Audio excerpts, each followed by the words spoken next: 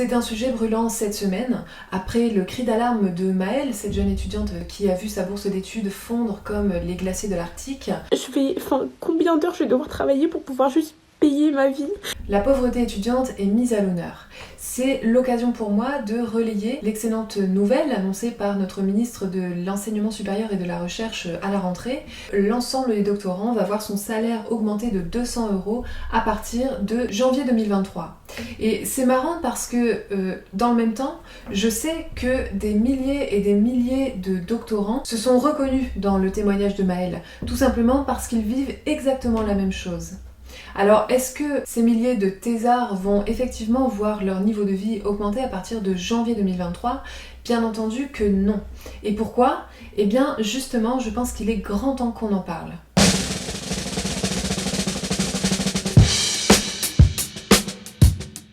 En France, il faut savoir que les doctorants ne sont pas tous logés à la même enseigne. Certains vont faire leur thèse avec un contrat de recherche avec les universités, d'autres vont faire leur thèse plutôt en entreprise, c'est ce qu'on appelle la thèse CIFRE, et puis d'autres encore vont travailler avec des bourses de recherche ou avec aucun financement de recherche.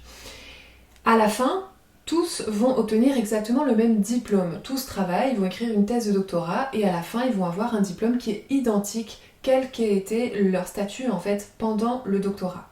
Alors pourquoi est-ce que l'ensemble des doctorants ne va pas voir son niveau de vie augmenter à partir de janvier ? Eh bien tout simplement parce que, contrairement à ce qu'annonce le gouvernement, ce n'est pas l'ensemble des doctorants qui va voir son salaire augmenter à partir de janvier 2023. C'est uniquement l'ensemble des doctorants qui sont sous contrat avec les universités, sous contrat doctoral. Ce dont parle la ministre Sylvie Retailleau, quand elle évoque la hausse du salaire des doctorants en 2023, c'est seulement de la part des doctorants qui bénéficient d'un contrat doctoral, c'est-à-dire un peu moins de 35% des doctorants actuellement. Alors en soi, bien entendu, l'augmentation du salaire des doctorants qui sont sous contrat doctoral, c'est une excellente nouvelle et nous sommes ravis pour eux, c'est clair.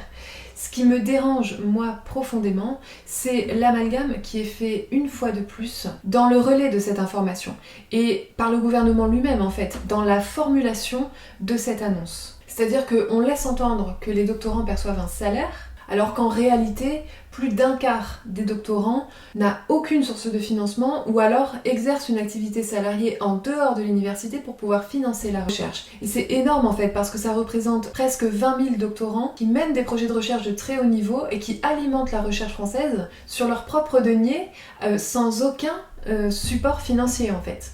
Et cette réalité-là, personne n'en parle, tout simplement parce que le doctorat, il est très mal connu en France. On a tellement de disparités entre les différents statuts des doctorants que finalement, je pense qu'on peut le dire tout net, personne ne comprend rien finalement à l'organisation de la recherche doctorale en France. Et c'est même à se demander si les ministres eux-mêmes comprennent les enjeux de la formation doctorale et si les jeunes chercheurs qui ne sont pas concernés par l'annonce de cette réforme sont réellement considérés comme des doctorants par leur propre gouvernement.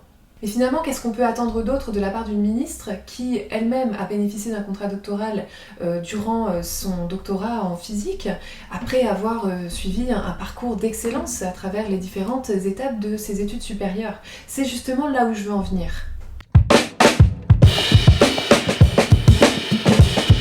Si vous n'êtes pas concerné par la réforme sur les salaires des doctorants en 2023, c'est soit que vous n'êtes pas sous contrat doctoral et que vous avez un autre type de financement de recherche, soit que vous n'avez pas du tout de financement de recherche. Donc il y a des alternatives au contrat doctoral et si ce sujet vous intéresse, je vais vous renvoyer juste ici en haut vers une vidéo qui vous permettra d'y voir plus clair et d'en savoir plus sur les financements de recherche et vous trouverez sur cette chaîne pléthore d'informations sur ce sujet.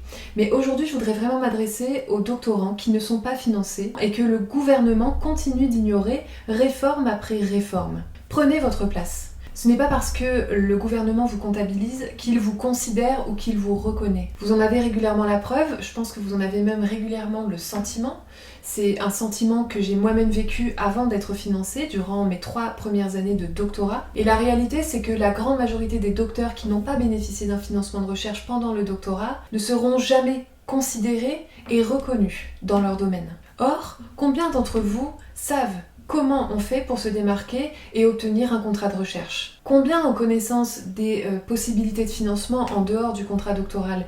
Qui nous explique cela ? Qui nous forme et nous donne l'information ? Qui savait précisément ce qui va distinguer un contrat doctoral d'une convention CIFRE ou d'une bourse de recherche, et aussi comment trouver ces financements tout simplement.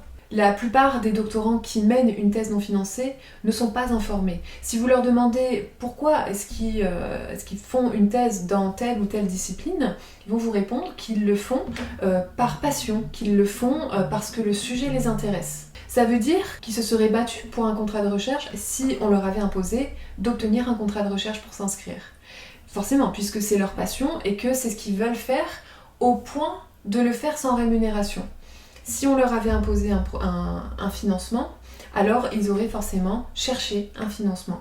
Et là, ils se seraient heurtés à cette forte sélectivité qui est à l'œuvre à l'université, mais qui actuellement ne dit pas son nom. Alors ce qui rendrait les doctorants plus riches, ce serait d'accéder à mon avis à un certain savoir, ce serait d'accéder à certaines connaissances et à certaines compétences qu'il faut avoir pour se lancer dans une carrière en recherche. Ce qui nous distingue de l'élite française, ce n'est pas un diplôme, ce n'est pas un niveau d'études, c'est un comportement. Et pour nous, il ne va pas s'agir de reproduire, mais plutôt d'innover. Ce qui vous rendra plus riche, vous, étudiants précaires, qui vous destinez à la recherche, qui souhaitez vous inscrire en doctorat, c'est d'abord de comprendre le fonctionnement de la recherche en France. C'est de comprendre réellement quels sont les enjeux d'une inscription en doctorat et de vous éviter de tomber dans le piège que vous tendent les élites, à savoir qu'un doctorat non financé ne mènera nulle part, ne vous ouvrira aucune porte après un master. Vous ne serez jamais mentionné, ni par le gouvernement, ni par l'université. Alors prenez votre place, et vous allez la trouver, cette place, si vous intégrez le fonctionnement réel de l'univers académique. Et par ça, j'entends, premièrement, avoir une stratégie, c'est-à-dire ne rédigez pas un projet doctoral, mais créez un excellent projet doctoral. Deuxièmement, apprenez à développer un réseau. C'est primordial.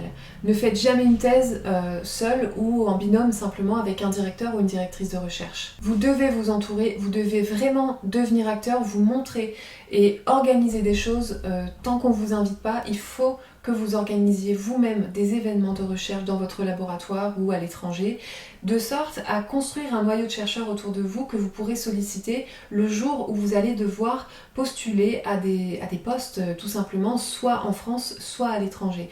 Vous devez comprendre que vous allez avoir besoin d'être entouré et que si vous n'avez pas de lettre de recommandation, eh bien vous ne pourrez même pas postuler. Donc il faut vraiment que vous commenciez à vous entourer, que vous commenciez à intégrer cette logique qui est extrêmement importante si vous souhaitez en tout cas faire une carrière dans la recherche et vous sortir surtout de la situation dans laquelle vous êtes au démarrage. Et la troisième chose, c'est tout simplement d'intégrer votre succès. C'est-à-dire d'avoir une idée claire et personnelle de ce que c'est pour vous que la réussite professionnelle. Soyez vraiment au clair avec ça pour pouvoir simplement gagner en visibilité et atteindre la vision que vous avez. Si vous faites partie des étudiants auxquels le gouvernement ne pense que lorsqu'un buzz les oblige, prenez le pouvoir. Utilisez le savoir que l'université ne délivre pas. Et si vous faites partie des doctorants que le gouvernement ne mentionne pas lorsqu'il annonce une réforme, changez de cap. Je pense que pour vous, il ne va pas s'agir de donner plus, toujours plus à l'université, mais bien plutôt de faire toujours plus pour votre carrière en recherche. Démarquez-vous et pour ça, innovez.